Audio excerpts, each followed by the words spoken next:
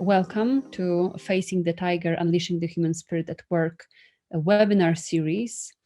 Today we're meeting for the seventh time. This episode is called Your Life Script. And what is that and how that relates to the end of year reflection time and also preparations for the upcoming year. You will learn in a moment from John. And as usually, Dr. John Scherer is with us. For those who don't know John, John is an international expert on leadership, on personal development, a person that spent thousands of hours with executives all over the world, managers, and also people who are, just very much interested in their own self-mastery. So this experience has recently been channeled into a book that John written together with Dorota Nawalaniec. The book is under the same title as our webinar series, which is Facing the Tiger, Unleashing the Human Spirit at Work. And now you can get it on Amazon plus on our website. My name is Edyta Korona, and I'm one of the production team members for this great and insightful project. So also great to be here tonight with you. And tonight or today, and once again, good morning to those who are joining from US or other parts of the world, and a good evening to those who are in Europe. We were very happy to have you with us, John. The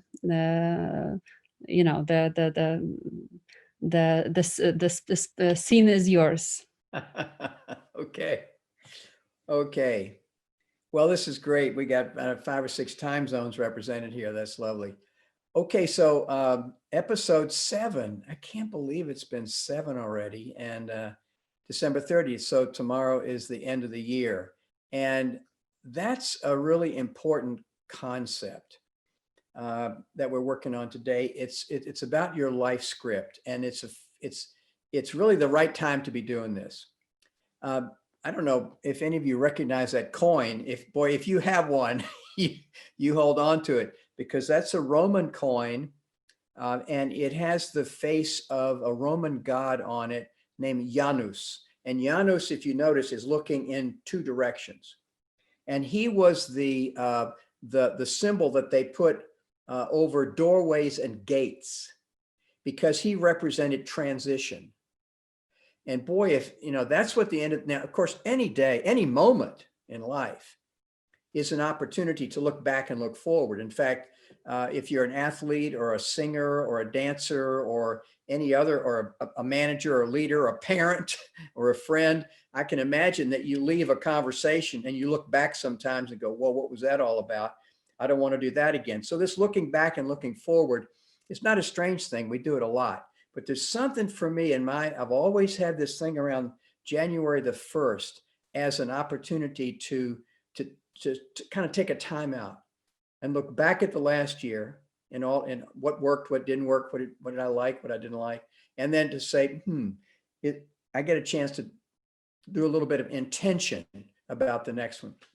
And for this webinar, I'm going to dive into the book a little bit. This is actually the cover. The cover of the interactive book. Like, there's 2 versions out. There's a Kindle book, and then there's this book, which is interactive. And in the interactive book, there are videos and audios and stuff like that. So we tried to make it an experience, not just a book. And so this is based on my material that had been around for God knows how many years now, called The 5 Questions. And I realized that some of you don't know what the 5 questions are. So let's just quickly go at them, because as we say, these are 5 questions that change everything. I'm going to give you the whole book now in 3 sentences so you don't have to buy the book.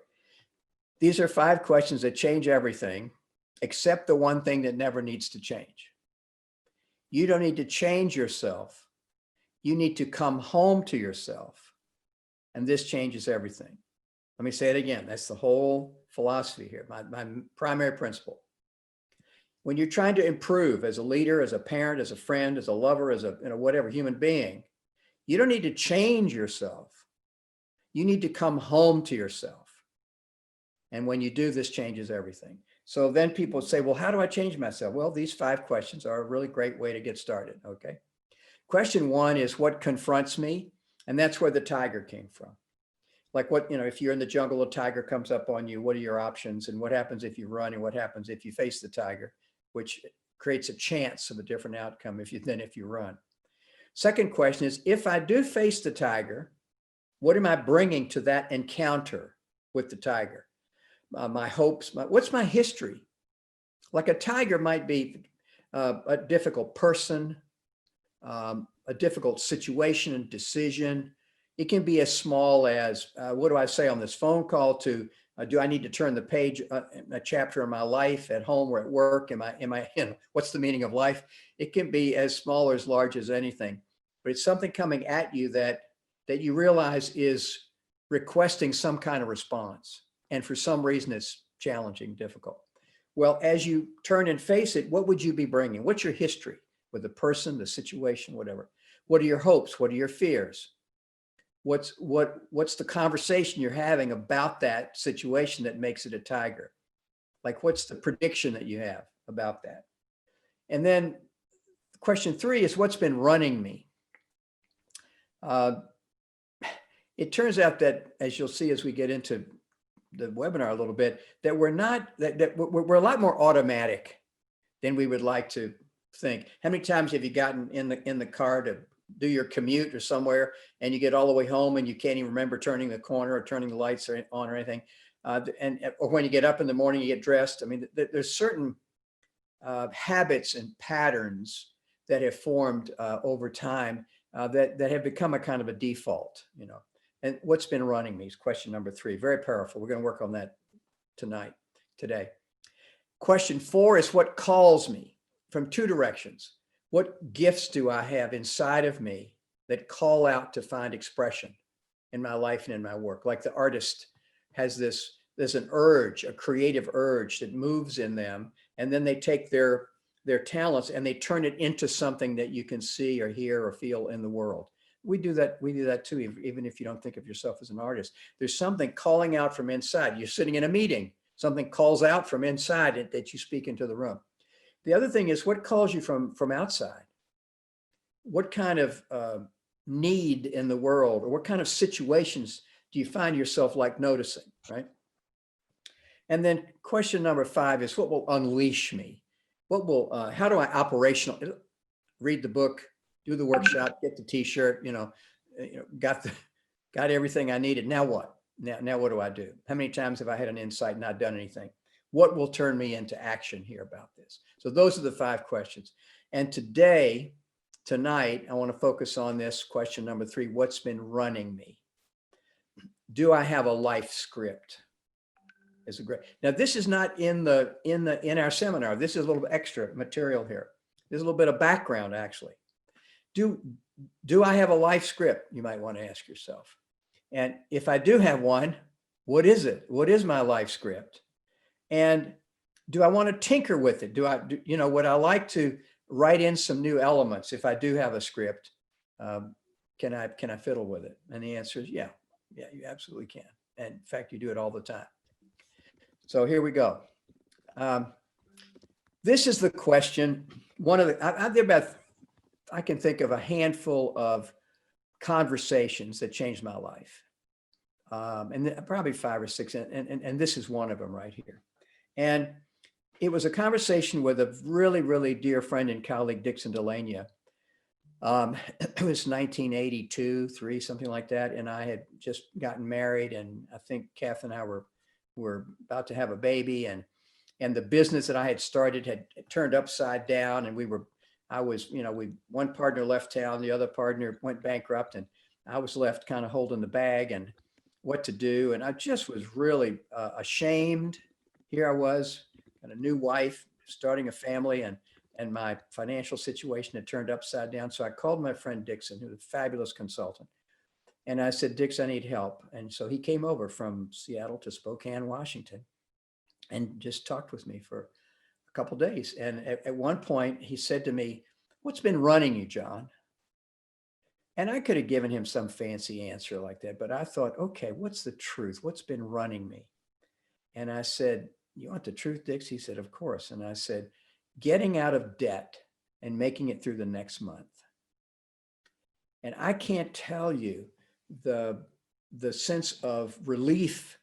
It was like this huge burden, this rock, this load was taken off my shoulders. There's something about naming the truth that released me from the pain and the shame that went along with it.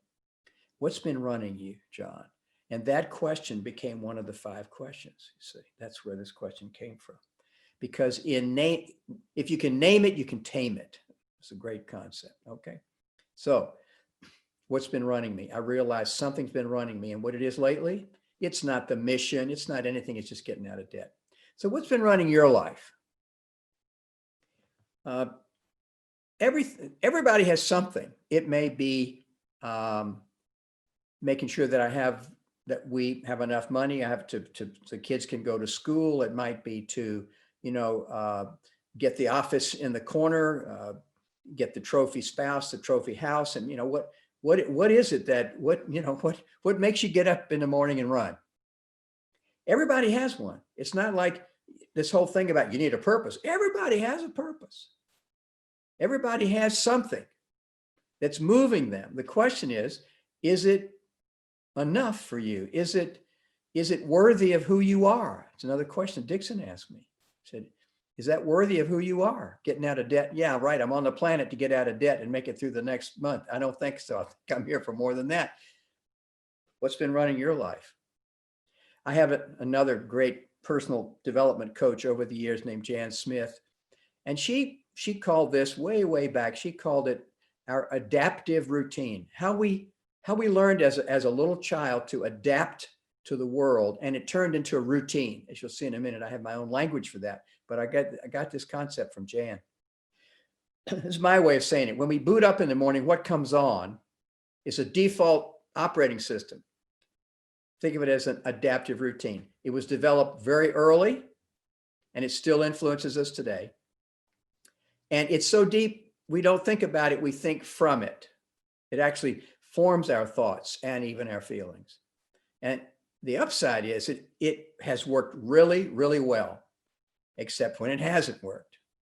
And the downside is that we may have maxed out depending on that adaptive routine. So this is a kind of a way of looking at the presence of a life script in our lives. I'd like to take a look at, if we have one, where did it come from? So this is a concept called the somebody training, and it's discovering these lifelong themes in the program. And it's from Ram Dass, really wonderful spiritual teacher who just died a few years ago. Great concept. And he said, whenever we're born, we're automatically enrolled in a somebody training program. So I created this little exercise around it. And if you have a piece of paper there, you might want to draw your map. As I'm gonna draw mine, but I'm doing this as an illustration so you can draw yours. Okay. So if you have a piece of paper, just put a little circle in the middle, and that's you. And I want you to think about the first 5 or 6 years of your life. Where were you during that time? When were you? What time was it? And then who was around you? Because the idea that you're in a somebody training program is we're born into a school of life where all the people around us, including the culture, everything is in a way trying to turn us into somebody, to help us be somebody. But it's not just not just any somebody, but it's to be somebody that can make it in the world. Just like squirrels. I mean, every mammal teaches, this generation teaches the next generation how to do stuff. And I imagine some of it's in the DNA and the genes and so on, but I can just imagine these little squirrels watching the big squirrels, figuring out, when do I get the nuts, and when do I do this, when do I do that? And it's all designed to preserve us. Our somebody training, for most people, some people are born into, situations where the faculty didn't maybe have the best interests of that little one at heart. But most of us had faculty that were trying their best to show us how to be somebody in the world, a particular kind of somebody based on the values and the time and so on. Let me show you who was on my map. So what I want you to do is draw circles to represent the people that were close to you.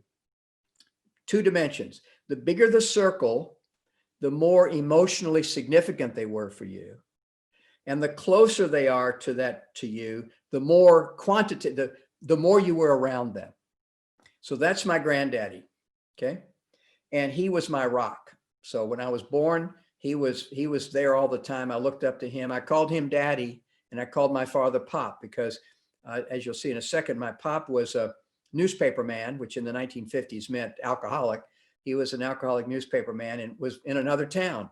And so my mom had to make a very difficult decision when I was 6 months old or so to go and be with him to try to keep the marriage together, because this is 1940. Okay. And then there are these 2 other people, Sister Ruth and Annabelle, and very, very close. Sister Ruth was a Lutheran nun. I was raised by a Lutheran nun and a black maid. Annabelle was an African-American woman who was the cook and took care of things around the house for my grandfather and my grandmother and everybody there. And they were my faculty. I can remember Annabelle. It was during World War II, like 41, 42, 43. And I remember being this little boy, and she taught me how to march with using a pancake spatula for the rifle marching. She taught me how to read with comic books. I can remember sitting on Annabelle's lap in the kitchen while she read to me from comic books. That was amazing. So then my grandmother was very, very significant, but not as much. She was kind of sick a lot. My pop used to say she enjoys poor health. Then my mom was very important, but not very far. Maybe once or twice a month she would come to be with me. And Pop was important, but I don't remember much about him for those first few years. And then another important thing is I was born literally into the church. My grandfather was a Lutheran pastor, 5 generations of Lutheran priests. And so the church was literally right there. So that was a part of my somebody training, you know. And then I was born on September 3rd, 1940 in Richmond, Virginia in the South. So it was segregated America, black people and white people. In fact, when I was 9, 10, 11 years old, we lived in a mostly black neighborhood. So I went to school with white kids because we couldn't go to school with each other. And I played at home with my black friends. So I kind of grew up with one foot in each of those 2 worlds. So where were you born? Coming here to Eastern Europe, I found out how really, really important that is. People that were born before the wall came down, before 89, before the transition, as you call it. Were you born in a small town? If you were, you probably had food. People in the small towns had, farms and animals and chickens and whatever. People in big cities, very, very different kind of situation. So when you were born and where you were born has a lot to do with your somebody training. Like, was there this feeling of scarcity, or was it abundance? Like, yeah, we have enough, or we never have enough. And that wasn't just in your family. That's the point. There's certain things that affected everybody around you, including your faculty. So, and be thinking about that. And if you have a minute now, take a minute to draw your map. Just take a second here to draw your map.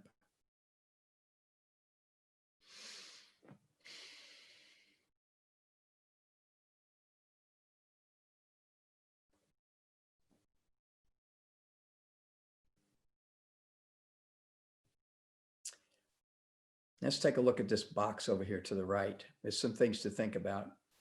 And you might want to take a screenshot when I get to the end of this box and take this, to actually think about. What was a familiar feeling that you had in those first 5 or 6 years? Now, of course, you can't remember. I mean, nobody can remember. I mean, I'm as old as I am. I for sure can't remember. But I don't care how old you are. It's really difficult to remember. But imagine, what was a familiar feeling? I remember feeling loved by everybody there. the members of the church, my grandfather, grandmother, Sister Ruth, Annabelle, everybody loved me.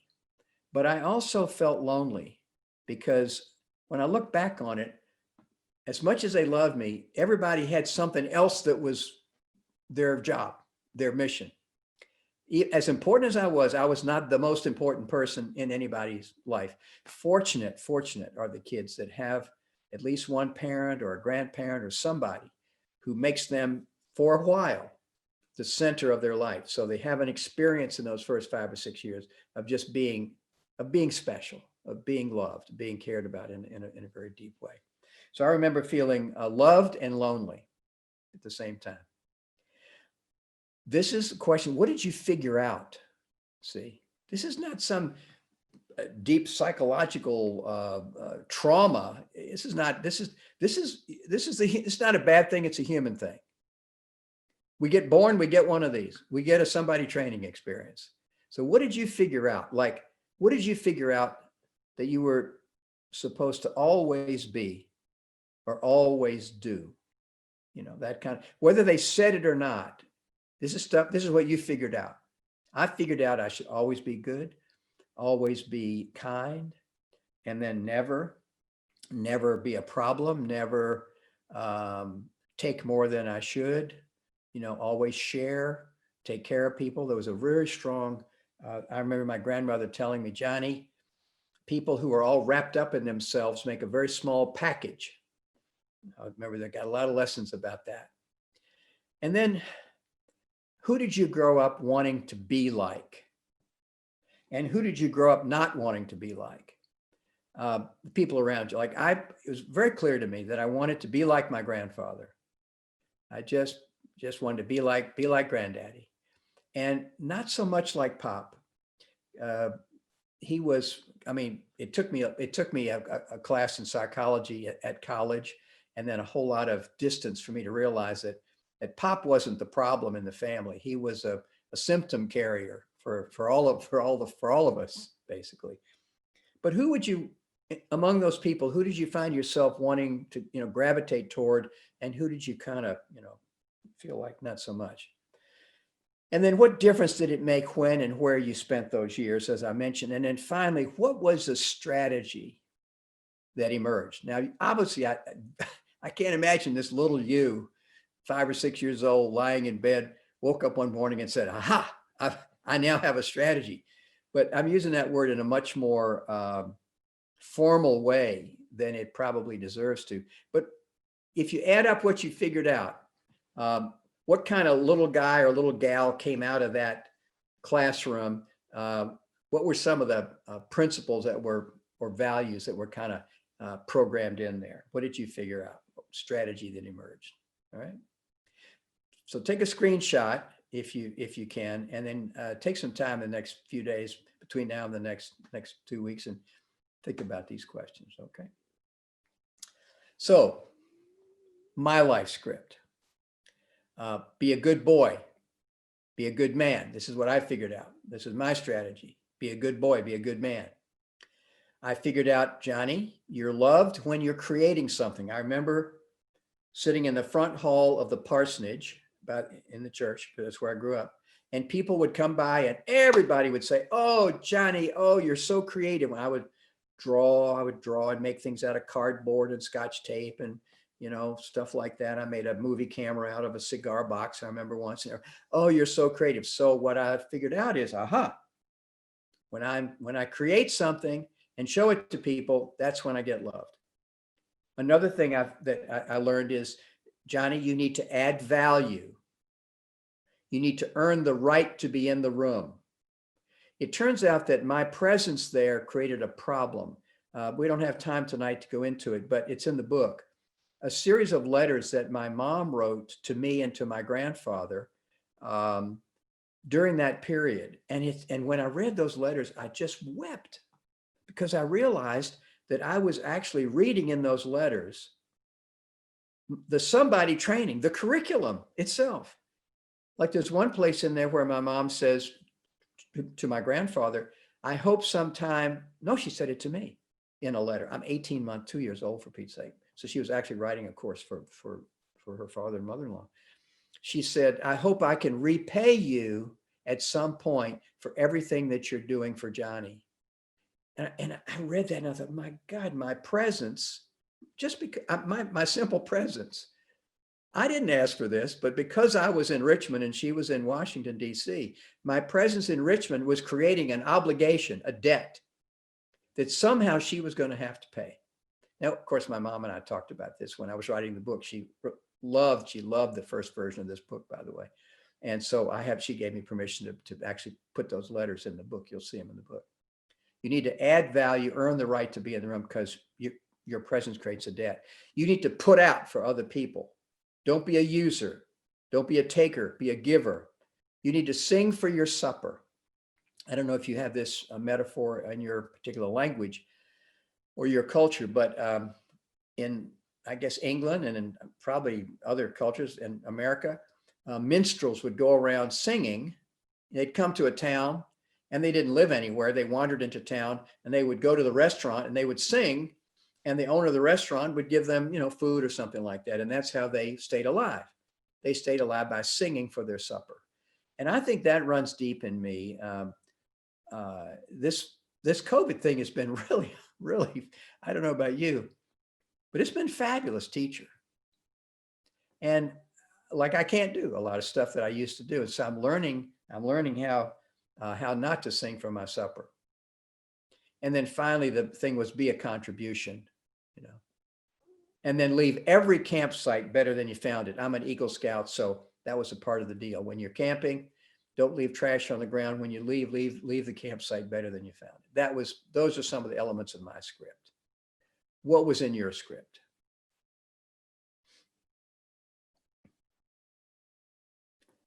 Just let thoughts come to you, phrases, words, themes. Just jot them down. If you have that piece of paper, just jot them down. This is slippery stuff, so if you don't write it down, sometimes it's gone. Also, if some of you don't mind sharing in the chat, this can be also very inspiring to others, and we will be grateful for that. But it's of course not obligatory. Just for those who are courageous enough to share this. Yeah. If somebody, what's a phrase like "be a good boy"? That was number one for me. What did you have to do to be loved? Sometimes you had to earn it, or like for me, I got it when I was being wonderful, being unique, being clever. I can still see that working in my life, You did maybe you can keep your eye peeled on in the chat room and see if anything turns up.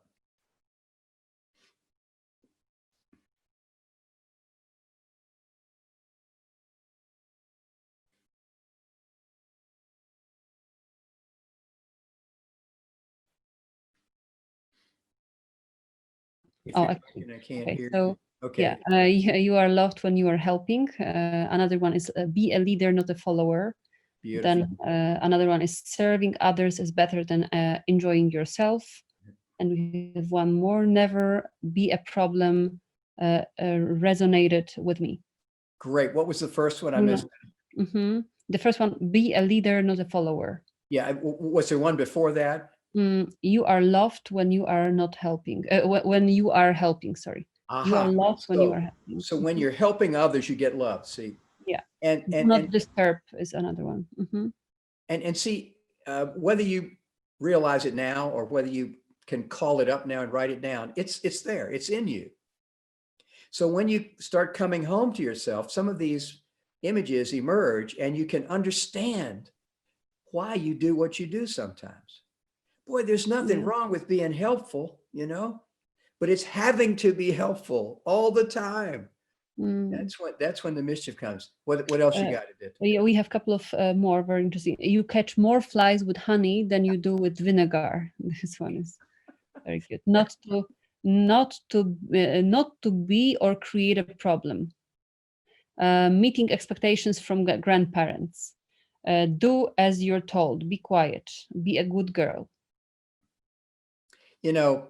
one of the, I was as you know, a therapist for a number of years, and either the number one or number two issue that people dealt with was public speaking.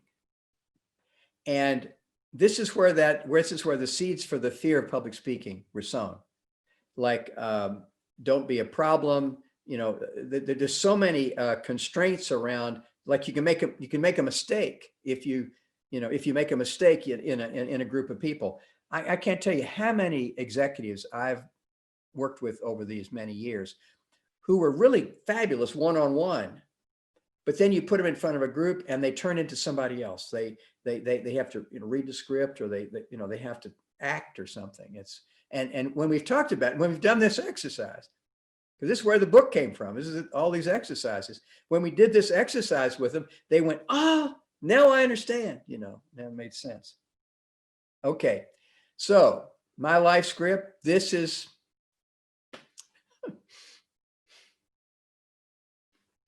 is me and my grandfather.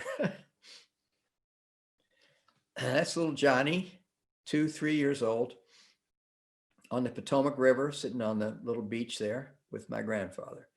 Some of the most precious time in my life being with him. I just felt safe and loved and special and everything with him. He was my rock. My rock. In fact, he died when I was 15, died of cancer. And I was an honor student and a straight A and everything. And 2 semesters later, I was actually failing in school, flunking out of school. And my memory is nobody ever asked me why. They were just blown. I was, this brilliant brain power and everything. And everybody talked about what a shame it was, but nobody, I don't remember anybody saying what's happening. And I would have said, well, my rock, the bottom of the bag dropped out when he died. That's how significant he was for me. So there we are. And that little Johnny at that age was already developing into the guy that carried through my life. It's the same guy that swam the 200 butterfly, the hardest stroke on the team, challenging. Combat officer, that's me in the white light shirt on my combat team during our little Navy experience. And this is me, the hippie priest here when I was a Lutheran pastor. Look at that haircut it did and the mustache and the love thing in the back there. That was 1971 or 72. And this is me as a magician. That's been a hobby of mine my whole life. And here we are with my 2 colleagues, Linnea and Chris, out in Kenya, working with the Maasai, building a building for them. And then this is me with my friend Bob Crosby's son, Chris. We were, I don't know, it was a kiss party, a Halloween or something like that. This is part of me. And all these guys, this is John. This is me as a father and a grandfather trying to figure out how to be a dad, how to be the partner to a former wife and still have a fabulous relationship, how to be a dad to, Emma and David, and how to be a granddad to Asa and Nava. Look at that little face. And this is Matthew, my other grandson. And then this is me playing guitar, still crazy, banging around. And this is a scene taken 2 minutes after my daughter Emma was born. The midwife did not get there in time. And so I had to, as they say, deliver Emma. No, Catherine, Catherine did the work. But I caught Emma, cut the cord and everything. And that photograph captures a part of me that I don't see very often. So this is, you see what I'm saying? There are the themes that run through your life. And then there are these moments that break through the themes. There's nothing phony about that. I'm not doing anything. I'm not contributing. I'm not singing for my supper. I'm not doing any of the instructions that I got in my somebody training. I am just in ecstasy and joy. I remember the babysitter said, John, it's a girl. And I realized everybody's alive, breathing, and it's a girl. And then she shot that photo. So these moments will come to you. This is me speaking to the government of Canada some years ago and standing in a Pratt and Whitney as a consultant with my great friend Cam Strong in Seattle, and banging arms with a good client friend of ours here in Krakow, and 2 of our facilitators. And this, I'm finally learning how to be a friend.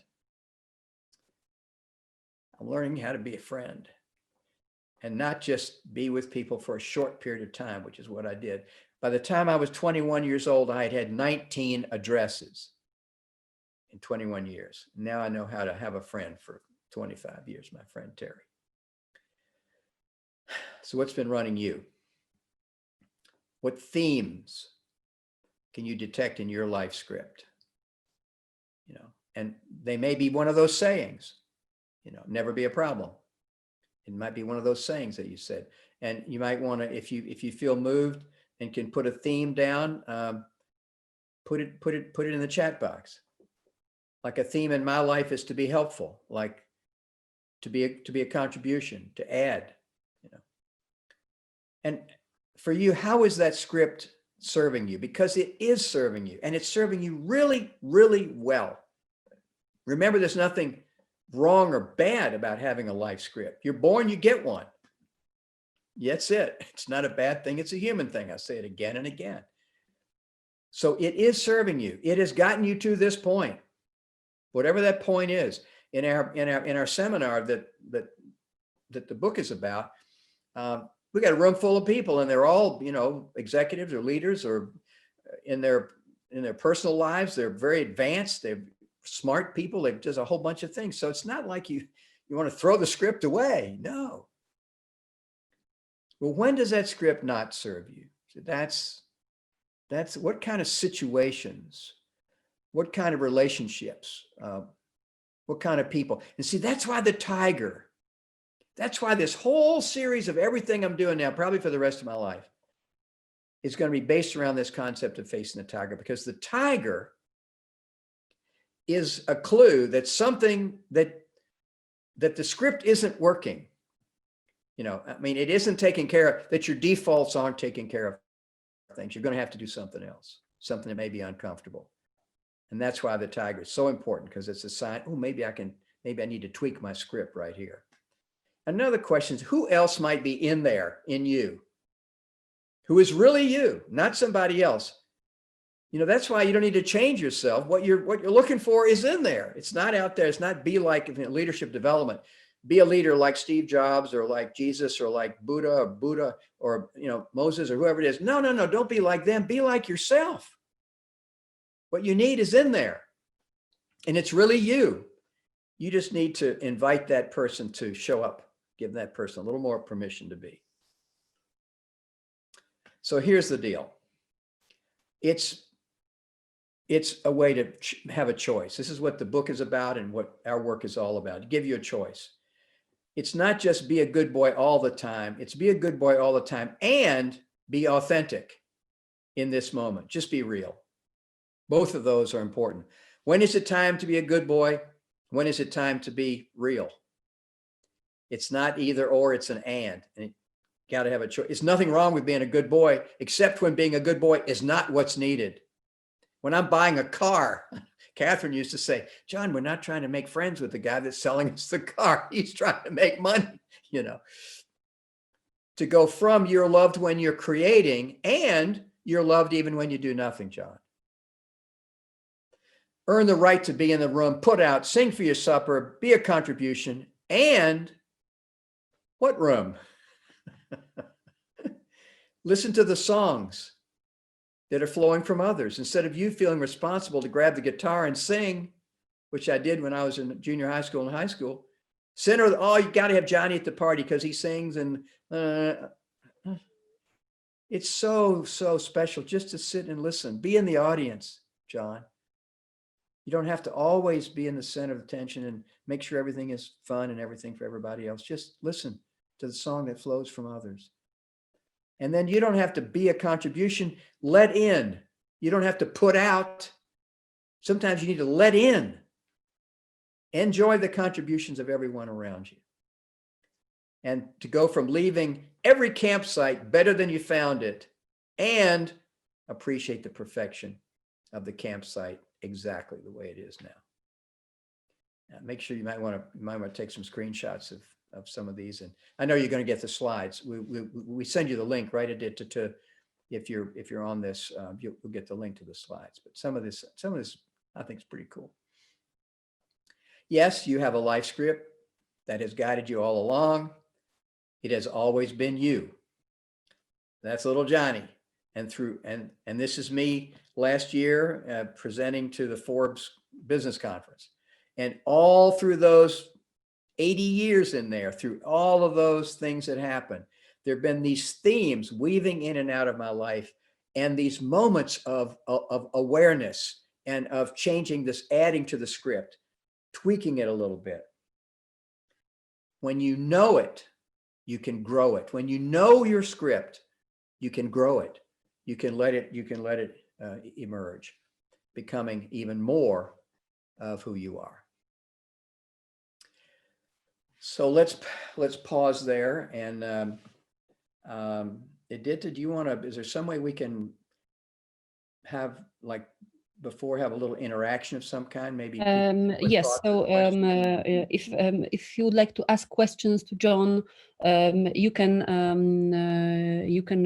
basically put it in the chat box, for example, or yeah, I think that this will be the most, or Q&A. Actually, you can also or make a comment. It doesn't have to. You don't have to. Yes.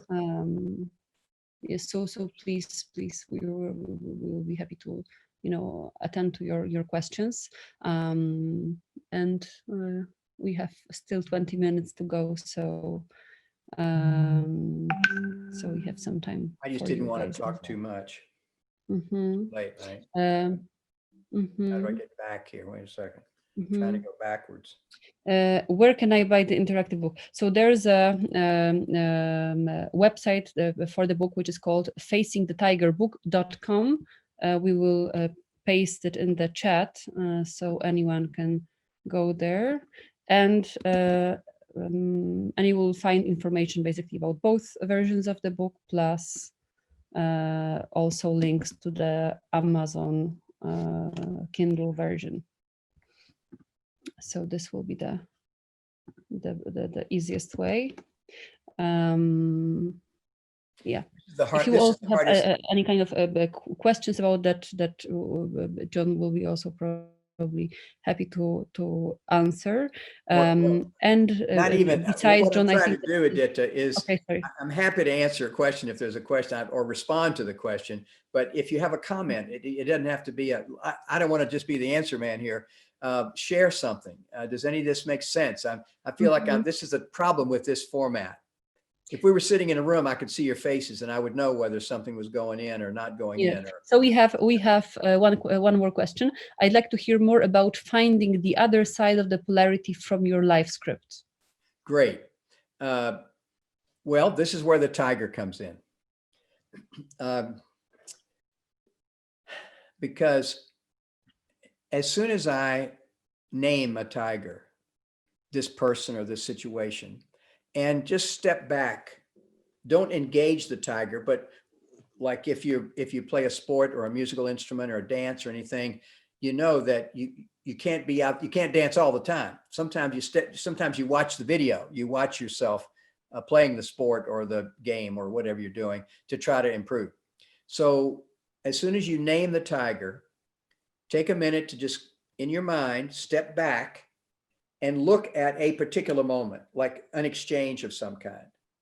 And then ask yourself, what was going on inside of me in that moment? And then ask yourself, how is that a familiar, theme for me? And just start doing that.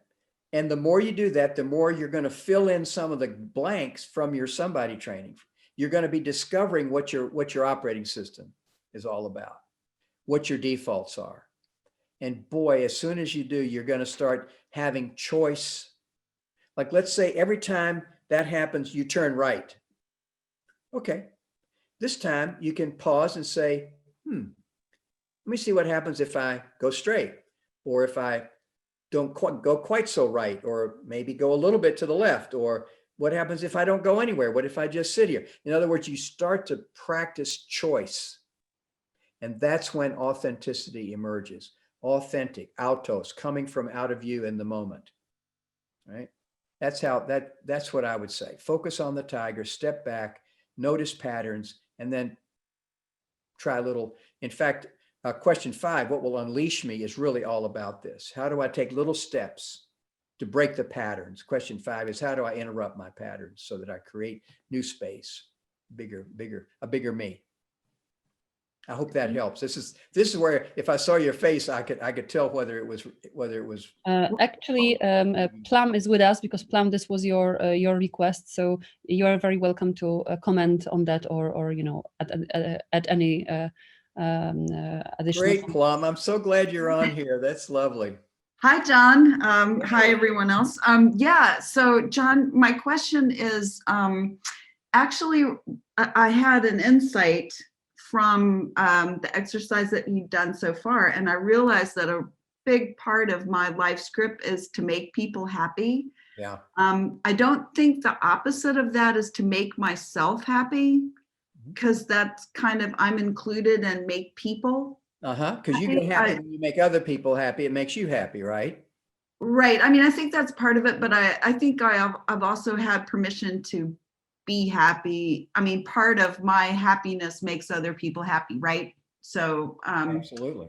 So I'm not sure that that's the opposite. You know, sometimes I think in constructing a polarity, it's challenging to figure out what what one side of the polarity is, but what actually its opposite. And I think that's my question. I mean, maybe what you're saying, by just sort of living with it for a while and experimenting with that, I'll find what the opposite is. But that was my question. Well, Plum, what you could do is look at what's the payoff, the real payoff for when you do make people happy. So the formula would be like, I mean, you just say, write down, when I make people happy, I am, loved or appreciated or happy, whatever it is. And then play with that and say, what might happen, is it possible to get that outcome without being like, would people appreciate me even if I don't make them happy? Or, you have to figure out what the essence of that is. Cool. That's actually a fantastic idea. That Thank helpful. you. I mean, this absolutely, because I know you and you do make people happy.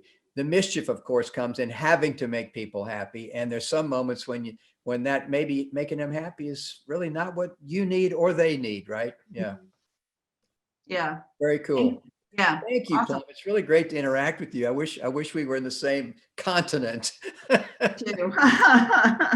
Me too. I'm looking forward to that when it does happen.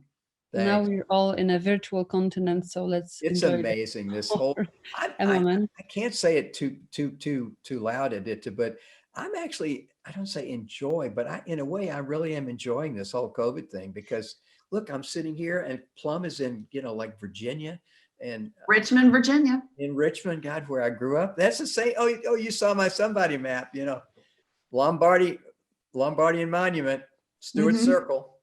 Yes, I know exactly where you grew up. Yeah. Okay. Any other questions or comments? You're very welcome. Terry Rogers raised his hand, I see. Okay. Yes. Terry, welcome. It will take a moment for Terry to appear. There he is. Hi. Hello, Dr. Rogers. Are you hearing? Loud and clear. 4 by 5. 4 by 5. Cool. Sounds great. And It just promoted you as a panelist. How cool is that? Exactly. So when you're dealing, this is great, John, as you know, and it's, I'm the longest remedial student that John has on all of this work. What do you do with someone with whom you actually have to interact, let's say for business purposes, who hasn't the faintest idea what you're talking, doesn't have the faintest idea what you're talking about, and who desperately needs to hear what you're talking about? It's a matter of some frustration, as I'm sure you know. Let me ask you this. What would you have to let go of that right now it looks like you might be attached to, that would give you some peace of mind? What would you have to let go of? What outcome or? Yeah. So where I'm going with this is I'm dealing with a person who is very rules oriented, obsessive about details, and how it relates to policies for patient care. Yeah. Uh, After 60 years in this business of practicing medicine, it's pretty clear to me that Yeah. every person is unique. And policies are great until they're not, Yeah. which is most of the time. Yeah. And so when you ask me what it is that I'd have to give up, that I'm attached to, what I'm attached to is listening to an individual person, a patient where they are, who's asking for assistance in a setting in which I'm probably able to help them. Yeah. And in so doing, it may not fit the policy. Yeah. So I don't want to give that up. That's Well, not okay. Well, there you go. and if you were my patient, you No. wouldn't want me to give that up either. Exactly, because the policy was invented for the middle of the bell curve, for the median Right. patient. And how many patients are exactly what the policy is designed for? Absolutely. Especially in your field, Terry, where Yeah. everybody is just so unique. Well, it sounds like from what you're saying that that you're attached to being helpful, or you're somewhat attached. You're having trouble accepting her the way she is. Look, I'm not trying to explain, because I think I might have a clue about who you're talking about. But even if I don't, it's like, it's not that she's okay, but can you, this is really hard, because all the stuff about the most respectful interpretation, she's probably damaging patients. She's not using resources like she should. She's not obviously seeing you the way you, I mean, it's just an awful, awful situation. But just live with that question. What could I let go of that would bring me some semblance of peace in my relationship with her? I go Zen here. I'm a Zen Lutheran. Right. It's like, expect what you get and enjoy what you have. And boy, in this case, it sounds like both of those are just really not in the cards. Yeah. But I would say play with that question. Yeah. Well, what I would give up is her continued employment. I'm talking about, what do you need to give up in yourself? Oh, man, I missed that lesson. Yeah. That little detail slipped right by there. Yeah. All right. Thank you, John. Yeah. It's good. Always great to chat. Great hearing your voice. Yep. We have one more question. How can I create a somebody training map when I had to become two different people within my life? And Heather, our proposition to you is if you'd like to comment on that, we can have a conversation. You mean? Yeah. Yes, we can invite you here to comment and share more. Are you there, Heather? Sounds like you might be. Yes. Okay, great. Great question. And I bet I've heard that. You can imagine, if I'm working with people in the business world for 40 years, imagine how many times people have said to me, I have to be one kind of person at work. And I don't know what your situation is, but many people say I have to be one person at home and one person at work, or I need to be one person with my spouse and one person with everybody else, or something like that. Correct. Yeah. So, okay. My situation was basically, growing up from birth to 11, I was with my grandpa, and I lived in, a more military lifestyle. Everything was, organized and stuff. And then when his passing came about, I was tossed back into my biological mom's home. Everything was scattered and organized. So it was like me being two different people, two different personalities. Like chaos, from order to chaos. Yeah. Yeah. Yeah. And then from that, in and out of foster homes. So it's like, how do I actually create an accurate mapping of my somebody training? Well, it sounds like you have developed some gifts in that really difficult pattern in that period of time. You probably are resilient. I mean, I'm not trying to put a shine on it, but I'm just imagining what gifts you have to call on as you try to figure out what to do. So I'm betting that you are one resilient woman. Yeah. You made it through this. that you're observant, that you're intuitive and analytical, like you're able to see what's going on. Right. That you're also at some level probably strategic. I mean that in the really good sense of the word. You can figure out what might work in this situation. Like you're not just going to always do the same thing. You're able to figure out what's happening and how to fit in if you can, right? Right. I've always went by the quote in life, I look at weighing out the positive and the negative and then weighing out the pros and cons. Yeah, there you go. So what's your question? It sounds like you're a very skillful woman making life. Would I create more or less basically 2 of the training maps, and have one of my life from birth to 11 and then one from, 12 up? Why don't you play with that? That's a great idea. Draw one for your first time with was it your grandfather, did you say? Yeah. Yeah. And my rock. Yeah, exactly. Just like my grandfather. And who were you in that situation? What was it like? Now you're up in the balcony, right? And you're playing the tape. Then you have this cut and this painful transition into this chaotic world. And then it just with great love and compassion for this, I went young girl or this young woman who was tossed into this, raging sea. How did you survive? What did you develop in order to survive? And there was honor yourself for that. And now you're on the backside of that and figure, what can you take from both of those worlds and put together for your life now? Right. Okay.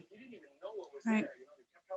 Boy, that's a tough one, but it sounds like you're a tough lady and you're going to figure this out. Yeah, I've had to overcome a lot. I put my money on that. Yes, and also it's very hard, like we are in the webinar situation. We have 3 minutes to go, so it's like not really the best, ambience to do a deep, work here. But Heather, thank you for your for sharing your experience with us, and we hope that you will find something, for yourself in this work, in this kind of thinking and mindset. What comes to my mind, Edita, is and this is for you, Heather, too, and for any of you out there, the response to these webinars has been, and to the book or books has been so positive that we just made the decision just a very short while ago to create a 3-month program, basically based on these principles, the 5 questions. So give you some info, but just to wrap this up, back to Janice, looking in both directions. And then Heather, this is what you're doing. Look back in order to look forward. And I can tell you right now, you know how to do that. I can tell from just the way you were talking with us. So Janice, transitions. Who do you want to be next year? Who do you want to be in 2021? And what resources can you call on to help you create that, to help you shape that script? We're going to do a little bit more on that in the next one. What kind of edits would you like to make to your life script in 2021? And then we're prepared to help. So, Edith, you want me to mention that next episode? Yes. January 13th, every 2 weeks, right? So Wednesday a week, as we say in America, Wednesday a week. And the title is going to be, What Happens on My Stage? We're going to continue with the script thing. Like, what kind of people do I end up with on my stage? And how can I actually change? How do I actually begin to change the script? So we're going to get really into the nitty gritty of, okay, I think I'm understanding my script. So if you can, come to the next one with some thoughts about what that life script is. What else, Aditya, before we wrap this up? I always never want to quit. I just want to talk to everybody who's on here. I think that it's worth, John, to mention that basically the first cohort of the virtual program is starting, and whoever is interested in having you for them for some longer time, then this is like a great opportunity. You and Dorota Nawalaniec, your co-author, who is also here with us, but on the other side. On the side of the camera. Yes, on the other there side. There you are. Hey, Terry Rogers. Hey, buddy. There he is. So did you see that photo of me hugging that guy at the end and where I said I'm learning how to be a friend? He may disagree, but that's the guy. That's your version, John. Yeah, exactly. Well, that's the way it feels to me, man. All right, we got it. Great session. I'm sorry I was late. It wasn't actually all that easy to sign in. Eventbrite sort of got me off into a corner somewhere that it was a little frustrating, but here we are. So thanks, John. Have a great day. Good feedback. Thanks, Terry.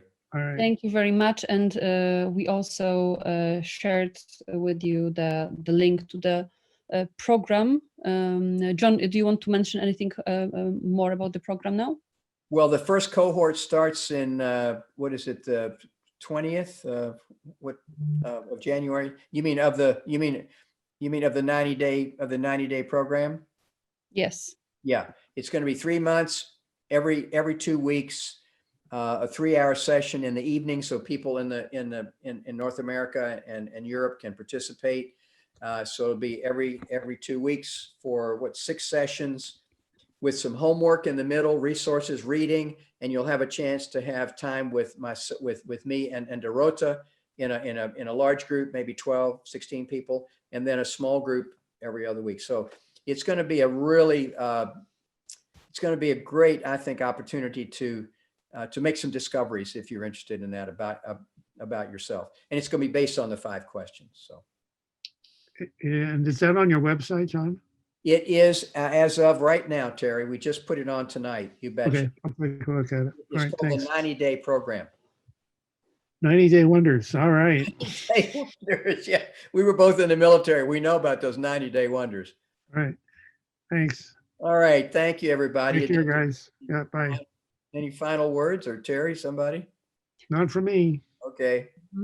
Thank you very much. We also have yes, many warm words from you, and thank you for being with us. And see you next time, which is in 2 weeks exactly. So. Oh, that's great. Yeah. Oh, Mike Murray. Oh, super. It's great to. Oh, Gunter, this is lovely. Thank you all so much, Vicky. And also for those who already read the book, you can always leave a review on Amazon, or just share with us what you think. This will be always very, very precious. Oh, Kristen, there's so many great comments here. This is great. Thank you all for engaging, using the technology to stay engaged with this. I hope you find this helpful, and we'll see you in 2 weeks. Thank you very much. Have a good day and good evening. Bye-bye.